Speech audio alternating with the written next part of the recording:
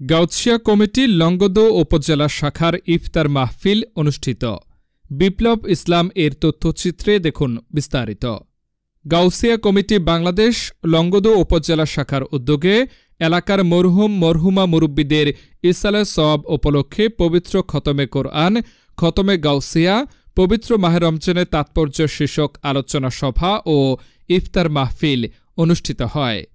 রবিবার ২৩ March Gausia committee Bangladesh Longadu উপজেলা শাখার ব্যবস্থাপনায় মাইনিমুখ ইউনিয়নের মুসলিম ব্লকে আয়োজিত আলোচনা সভা ও ইফতার মাহফিল অনুষ্ঠিত হয়।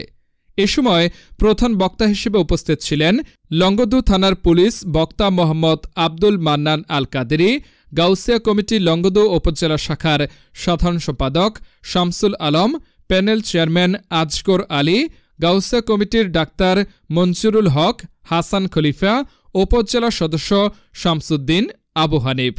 অন্যান্যদের মধ্যে আরও উপস্থিত ছিলেন বাইট্টাপাড়া বাজার ব্যবসায়ী কল্যাণ সমিতির যুগ্ম সাধারণ সম্পাদক আজিজুর রহমান আজিজ, সদস্য শাহজাহান মিয়া, জিসান, ইব্রাহিম খলিল ও উপজেলার ওয়ার্ড ইউনিয়ন নেতৃবৃন্দ সহ আলেম ওলামাগণ উপস্থিত ছিলেন।